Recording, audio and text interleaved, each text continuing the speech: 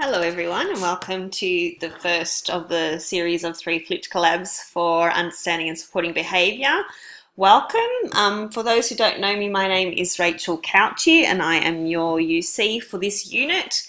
This is the second time that I have done this unit, so we had also ran last TP, and it's been really sort of insightful and handy to see how students fared with this assessment last time. I've been reading over old papers and thinking about the best way to present the information so that it's really clear and straightforward, but also looking at things that maybe students did right and some things that made things tricky or perhaps led to a fail for a couple of students. We'll have a look at sort of the do's and don'ts, I suppose. If you've never listened to a flip collab, it's basically just a starting point. So I'm going to try my best to answer lots of questions today, but you might still have some that haven't been touched upon yet. So make sure you've got a pen and paper handy, so if there are things that you still need to know, that you can ask your ELA in the DB, or perhaps ask us during our interactive collab time. So first off, we need to know an overview of the assessment and what exactly needs to be covered. So this is assessment 1 and it is an essay, so it needs to be structured in an essay format with an introduction, body and conclusion. It is 1,500 words, give or take 10%. It has a weighting of 30%. And lucky for us, it is due 5 p.m. Monday the 3rd of December, which is week 5. Now, I'm really grateful to those who've worked behind the scenes and have been able to grant us this week 5 due date. Last TP, this was due in week 4. And it was a little bit tricky for the students because it is there is a lot to learn. There's lots of theory and learning, behaviour theory to learn in the first couple of weeks, and it can be a little bit tricky to get your head around in such a short time frame. So we're really glad that now we have an extra week. You'll have an extra week up your sleeve to get your head around what exactly is required. So we are going to write a 1,500 word essay in response to one of the 2 quotes. So we do not need to incorporate both quotes. You are picking either quote 1 or you are picking quote 2. So let's just be really clear about that, that it is one and not both. You're required to reflect on what behaviour is and utilise one of the theories that you have been introduced to in our unit. Now you'll notice that it says one of the theories, so that's very important to keep in the back of your mind, that you're using one of the quotes and one of the behaviour theories listed within the unit. So we've got socioculturalism, we've got humanism, we've got behavioural theory, cognitive, ecological theory. I think I've covered them all there.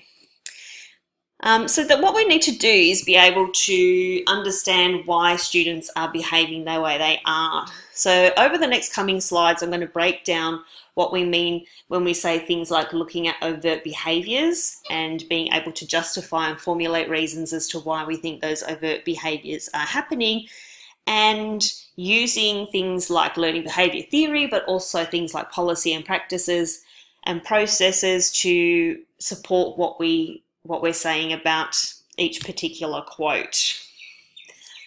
I'm not going to read the quotes because obviously you can read them yourself, but the key ideas behind the quotes are very similar. They're just looking at it from a slightly different standpoint.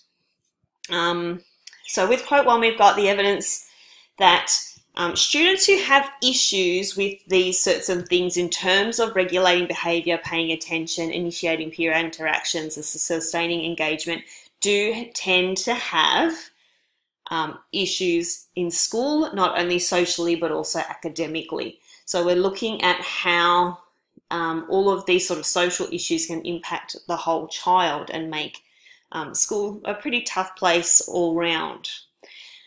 The other one sort of goes more into a mental health side of things, and how if we have trouble, a sustained difficulty with these things over time.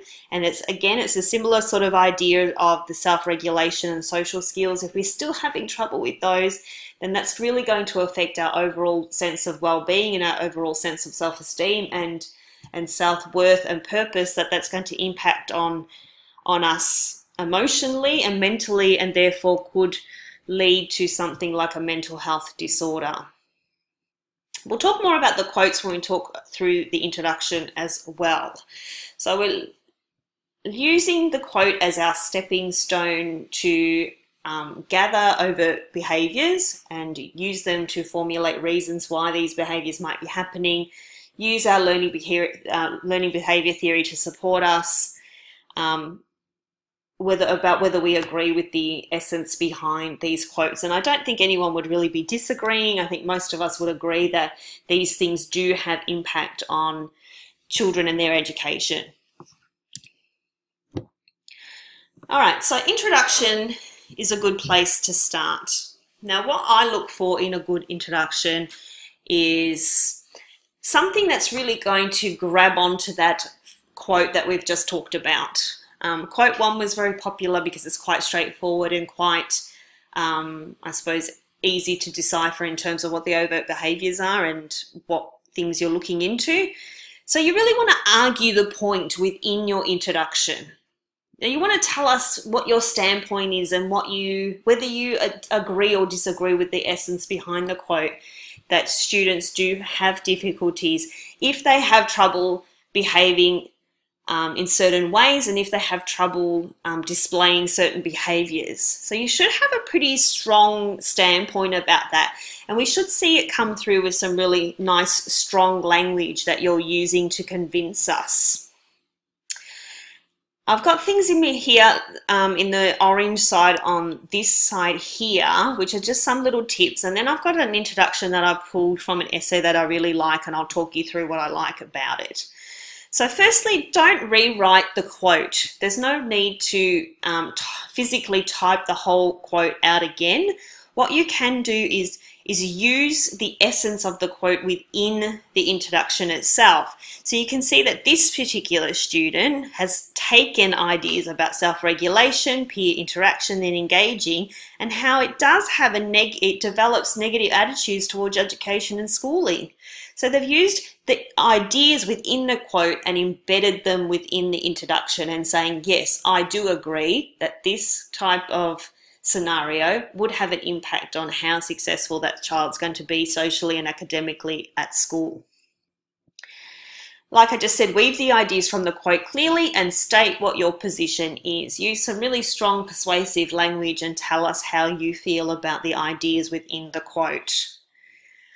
Some students sometimes get stuck in the idea of sort of listing what's written in the rubric, and although you might be covering everything, it doesn't read for an effective introduction. So try to avoid in this essay I'm going to talk about what behaviour is, and then I'm going to talk about how you give my reasons for those behaviours, and then I'm going to talk about policy, and then I'm going to talk about the theory.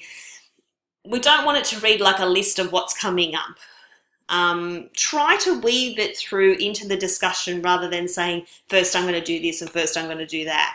So when we have a look at this example, within this here, all of the things that you're going to be talking about are covered, but the student doesn't say, we're going to talk about this, then we're going to talk about that. So she's covered in this middle part here that, using a humanist lens. This means that it comes to this in terms of the quote. It talks about, underlying factors in terms of how overt behaviours can be seen as symptoms of other underlying issues within that child. They've used resources and have used the quote and used learning materials to support their ideas. So have a read through that quote, that introduction in detail, and get some ideas. Make sure that you stay away from first person. People get tempted to say, I'm going to talk about, I'm going to do this, so we don't want any first person use. So no I, no we. Don't get any real life examples where you talk about yourself. We don't want it to be a recount of things that have happened to you. We are going to talk about how to use examples, but keep them in third person. So that is your introduction that embeds the quote and gives us a strong position on what you're going to talk about for the rest of the essay. Okay, in the first paragraph of your body, you need to be defining behaviour for us. I suggest that it's probably best left out of the introduction. It should become the first part of your essay body. Again, I've lifted a part of an old essay, which I thought what I liked about this one is that there's no second guessing. With some essays that we read last time, we had to physically look through and think, oh, did they define behaviour? Did they not? Oh, they mentioned behaviour a little bit here, but was it good enough to pass? And it makes our life tricky. So don't leave us second guessing and just be really, really clear and say behaviour can be defined as blah, blah, blah. Behaviour is, and make it really clear on the first part of your body that you have defined behaviour. There's no looking for it. We don't have to wonder whether it's been done or not. It's just very clear and very explicit.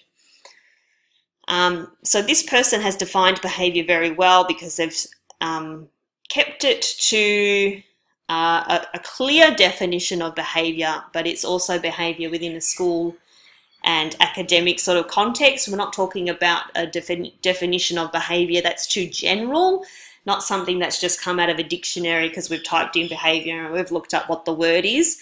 So make sure that you're still framing it within the eyes of the unit and what we're looking at within schools and early childhood contexts. Sorry, I've lost connection there, but I've come back on.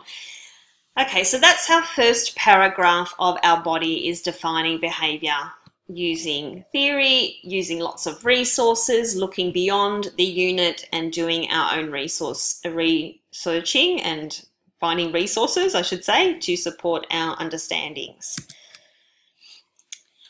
Now, I thought long and hard about how I want to present this part, and I think I've presented it in this little sort of circular motion because it shows that things like the theory and things like policy are sort of continually being touched on throughout the essay. It's not something that we talk about behaviour for a whole lot of time and then the end paragraph we talk about policy and then that's it, the essay is finished. We really want to, especially if you're aiming for those higher levels in the rubric where more is expected, that you're touching on ideas within the quote and you're using that to give reasons why behaviour occurs, and you weave the theory and the policies and the examples through the essay depending on what kind of overt behaviour you're talking about.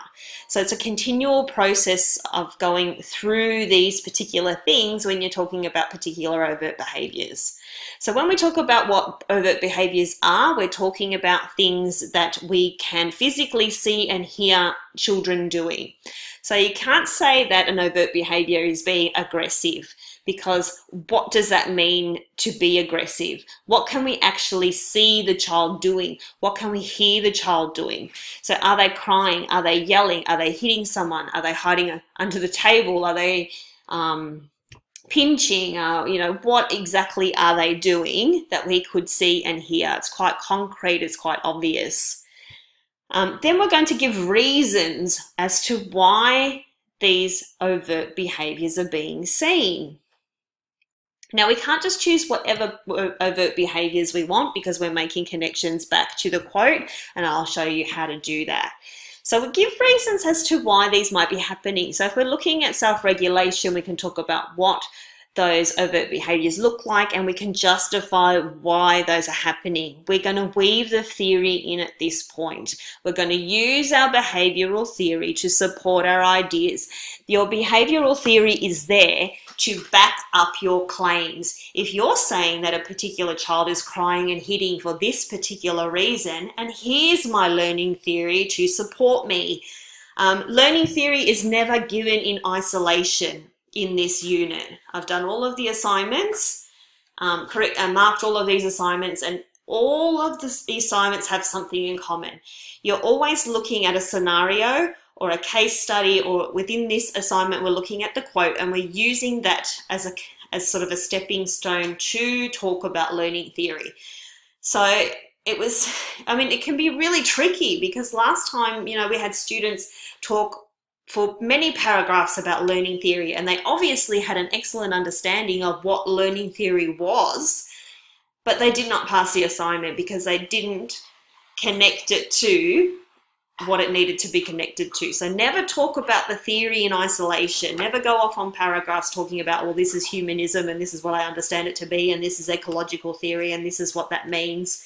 It's never spoken about in isolation. Always weave it through with the overt behaviors that you see and the reasons why they're happening, because we want to think about it as teachers. We want to think about it as in, little Jimmy's in our classroom and this is the things that he's showing us and what can we do about it. And we're trying to link it back to real life and sort of have that practical approach. When we talk about theory and then we link to policy, many of you might be wondering, well, what do they mean exactly by policy? And the lovely thing about this area of the assignment is that it's quite broad. So really, policy could mean anything from the curriculum itself. So you can engage with the Australian curriculum or the early years framework, or even things from your state level is fine as in terms of policy, or you could branch out a little bit further and think maybe safe schools or, resilient relationship programs, things along sort of that well-being sort of avenue could be something with policy. In Victoria, we do a lot of things with FISO, which is a learning improvement for students. We can share all these ideas to you guys in the discussion boards as well. So policy is quite broad. I think most of the students last time tended to use the curriculum, as in the Australian curriculum and the early years framework, because that's what they know. And it's very easy to find examples of what we need within those two documents. So if you just use that, that would be great. We want to give examples of how we're going to maintain a positive learning environment for the students, because again, if we put our practical, really teacher hats on, we're going to say to ourselves, well, again, little Jimmy's in the corner and he's pinched someone because he didn't get to have a turn of the game, or maybe he lost at the game and had to sit out. We want to maintain a positive learning environment for all students, and that means that we want Jimmy to be able to overcome his issues so that he's learning effectively and making friends and doing well socially and academically. But we also want the other kids to benefit of not having these disruptions to their learning. The teacher spends 10 minutes with Jimmy every morning, trying to sort out issues. So that's taking away positive learning time from them, and also, the strain on the teacher itself. So we want the whole class to benefit from having a positive learning environment. So we want to give examples on how we're going to maintain that particular positive classroom approach. So that's my wheel on how each sort of section of the essay will look, depending on what parts of the quote you're going to pick out. I've got a few examples over the next couple of slides. I know I had students ask me last time, well, how many of these do we have to do? Because I know some students like to have a magic number that tells them exactly how much to include. I think we sort of went with a 2 or 3 idea, because we would rather, 2 done in depth rather than 3 or 4 or 5 done not very well. It doesn't mean that that couldn't be achieved. Every student's different and got different capabilities, and with their writing and writing succinctly, you might be able to achieve that. So you work out what's best for you. There's no magical number on what you need to do. Within the pass set level of the rubric, you're just showing us that you can identify the behaviours and you can justify them. There's no number on what we need to achieve. Again, I've gone with my fancy little sort of flow document here. So what I'm trying to show is that we're picking one facet out of the quote. So if I use quote 1, for example, you'll see that there's self-regulation mentioned in the quote. So I'm going to pull that out and use that as something that I'm going to talk about. So the next part of my essay is going to be all about self-regulation. Don't chop and change between ideas. This is only about self-regulation. So My mind needs to be attuned to that. So what are the overt behaviours of self-regulation? Now, this is not an exhaustive list by any means, and we are going to sit in our interactive collabs and really brainstorm this and try and give you lots and lots of ideas that you can use. So my first one's off the top of my head was that you could see crying, you could see screaming, you could see hitting, and they're all things that you can see and hear a child do. Well, I need to be able to explain, why is this child having such trouble regulating their emotions? You know, every time something happens in the classroom, they're crying and hitting, and we can't have that obviously going on. Why is this happening? Is it because at home it was reinforced at home perhaps? You know, when there was, you know, the child wanted a Freddo from the fridge and mum said no, and maybe crying and the hitting and the screaming came out, and soon they learned to get their own way. Maybe it's just a lack of social experience in that there's been limited exposure to social interactions. Or maybe there's some sort of dysfunction within the family unit in terms of modelling correct behaviours. So there could be issues within the family itself. They're just a couple of reasons why this child could be having or children could be having issues with self-regulation. All of those things can be explained using the behaviour theory. So we could use behaviourism to say that these behaviours have been reinforced before. There could be some sorts of socio-cultural idea when we're talking about lack of experience and maybe just lack of exposure of having to wait and sort of understand that social dynamic of turn-taking and listening and sharing and all of those sorts of concepts. Maybe the child just hasn't been exposed to that enough. Maybe there's some sort of ecological theory base where we could talk about that sort of mesosystem and what that means to the child, and maybe there's some sort of element there you could look at. Like I said, there's no exhaustive list, so you could use humanism to talk about Maslow's hierarchy of needs and how that fits in to explaining some of the issues with self-regulation. Now, I've got all of these going sort of in a flow chart, but it doesn't mean that you have to talk about this and have to talk about this all in this particular order. If you would like to give an example of why a child might have trouble with regulation, so you might talk about these are the overt behaviours. An example of that could be, you know, the child begins to cry when they're not chosen for the leader of the line. So it can go in any sort of flow. There's not one right or wrong way to present the information. So we're saying that these are the reasons why the child's having trouble with self-regulation, and we're using these behaviour theories to support us. Now, in your particular essay, you only need to have one behaviour theory for this section. So I've listed lots here, but that's just purely because I wanted to give a fairly decisive example. So you're just going to choose one theory to base your findings on. It's very, very easy to look within those policy documents and find something that supports you. We don't want random AC links and random early years learning framework links. And I just realised that that little acronym is the wrong way around.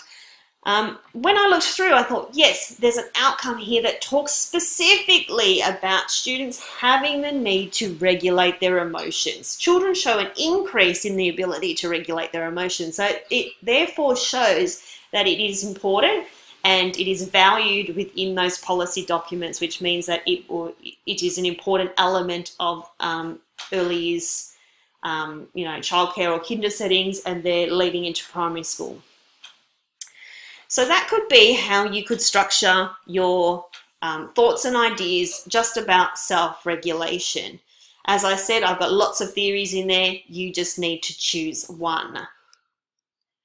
It's probably a good idea if you keep it the same theory the whole way through, because it does say you're learning behaviour theory, and if you wouldn't want to chop and change, because like we said, this is due week 5, which essentially means that you've got 4 weeks to work on it. And you could just learn that one theory really well at this stage. You're going to get a chance to learn all the other ones as we progress through this unit. I'll go back to my quote and I pull out another element that's been mentioned within the quote. So for example, in quote 1, we talk about the lack of peer interactions and students who have trouble interacting with peers. And in quote 2, we'll talk about a lack of social skills. So I'm just sort of put them side by side because I can see correlations between them. How do you know that someone's having trouble initiating peer interactions? Well, you see it all the time in the playground. You're talking about someone who's just alone, playing alone, isolating. There's those ones that sort of withdraw themselves because they sit by themselves and don't talk to anybody, or you have, no eye contact. And then you have the ones that are sort of the opposite, where they want to be around and they want to play and they want to interact, but they just have no idea, poor things, on how to do that. So they might pinch, or they might grab, or they might push someone over, or they might yell to try and get their point across. So there's lots of those sorts of things as well to do with social interaction. Why are these things happening? Why are these students having trouble initiating peer interactions and sort of maintaining the friendships and the relationships? Again, I've sort of covered a few theories. You need to just focus on one, the same one that you've chosen previously. It might be just a lack of opportunity. Socioculturalism might say that maybe, as we said before, that there is just a lack of awareness of how to be a good friend and what is expected in terms of that friendship relationship. I do want to play with you, but pinching is not the way to go about it in terms of maintaining or initiating that initial friendship. Humanism might say that, there's a lack of needs being met, that there's issues within that hierarchy of needs, which means they don't feel safe and secure within themselves. There might be self-esteem issues, which brings them to finding it hard to initiate those peer interactions.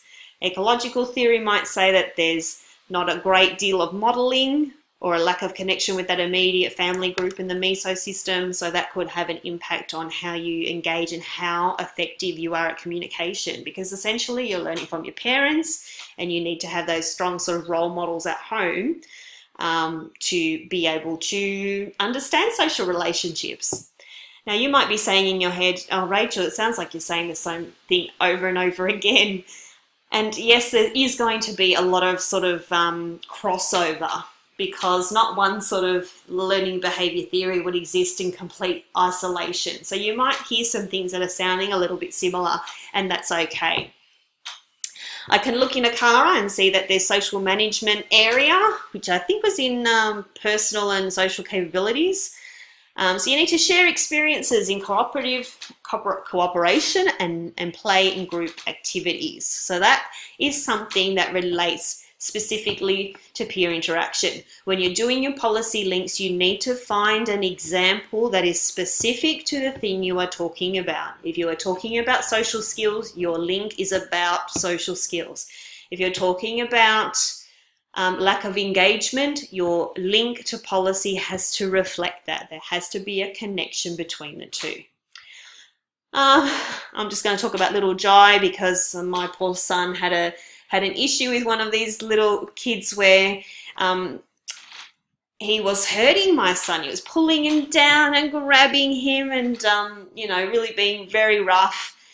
Spoke to the school, and it seemed that the little boy just really, really liked him and just wanted to be his friend, and it was the only way he could get his attention. So it sort of reminded me of that. I thought that would be a nice little example that you could include of those students who are finding it hard to show appropriate initiation of friendship and just don't know how to do it. And in following assessments, we can show and learn how to scaffold those students and hopefully improve their social skills. Another one from, I can't remember if it was the first quote or the second quote, but there's talks about a lack of engagement and how a lack of interest and paying attention to what's going on in the classroom is obviously going to have a huge effect on you, both socially and definitely, we can definitely say academically as well.